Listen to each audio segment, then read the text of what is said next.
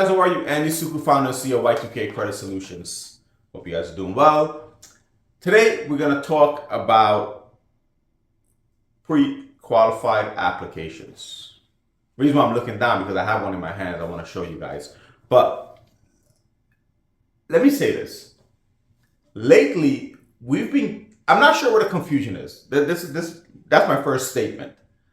I'm really not sure where the confusion is because I can't understand how there's such a hard time with people understanding the difference between a pre-approval, pre-qualified, or an approval credit card application.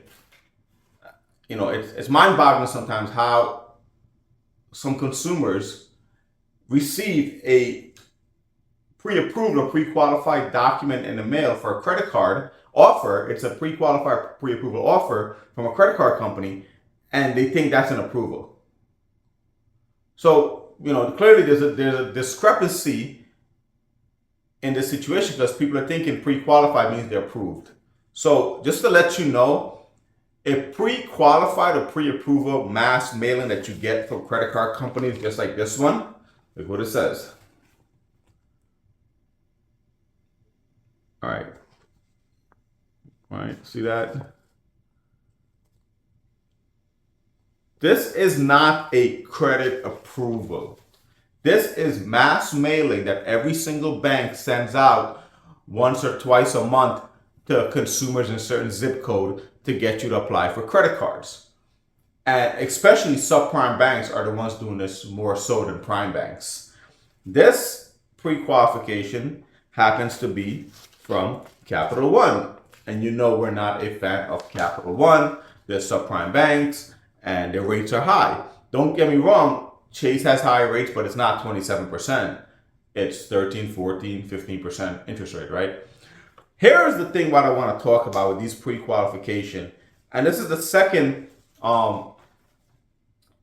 thing I can't understand, that why is it that when someone gets a pre-qualification letter in the mail, they don't read it, they fill it out, send it in, and if it's Capital One, Credit One, Merrick Bank, you know, you're going to get approved if you have a 400 credit score. But you don't read the truth and lending disclosure.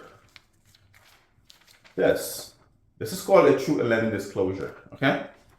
Now, read what this says on this letter.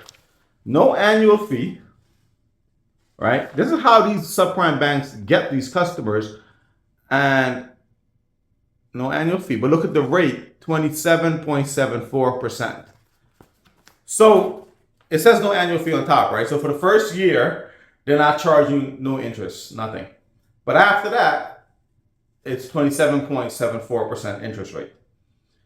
Automatic line credit approvals, 0% fraud liability. Every single bank does that, okay? So that's not something special from Capital One.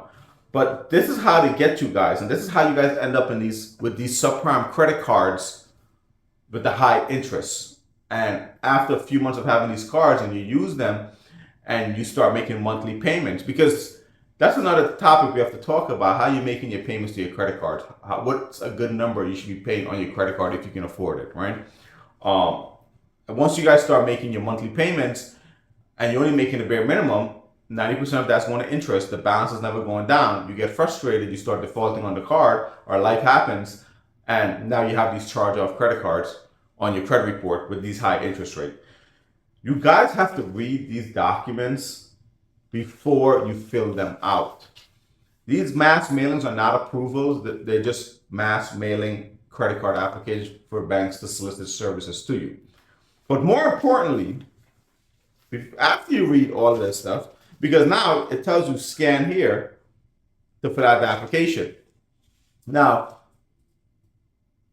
remember, when you fill out an application, you have to put your social security number and all that stuff. If you've never submitted to the bank, how would they have your information to give you a pre-approval? Right? The second thing you guys don't read is the truth and lending disclosure. And if you read this, every application has this, every single application. If you read, one second. If you read this document, in this section right here, nowhere does it state that you could spend the bank's money, you don't have to pay it back, and the bank's not going to come after you. Nowhere does it state that. And I'm making that statement coming back to everyone is being told on social media, you don't have to pay your debts back. You don't have to pay your credit card back. But nowhere in the truth in lending does it even say that. Nowhere. And every credit card has this. So again, the point of this video is we need to understand the difference between a pre-approval and an approval. That's one. And two, you guys need to start reading these truth in lending disclosures before you fill out these credit card applications and know exactly what you're getting involved with. These mass mailing comes every single day to our clients. This actually is a client of ours that gave me this, and I said I was going to use it for content. We did a post about it a few weeks back. We did a picture on social media, shot a photo, and did a post about it. But these mass mailings, guys, are not approvals. Read the application and read the document first, and also read these truth in lending if you're going to apply for the credit card. If you have any questions, drop a comment below, and I'll try to answer for you guys. Talk to you soon. Have a good day.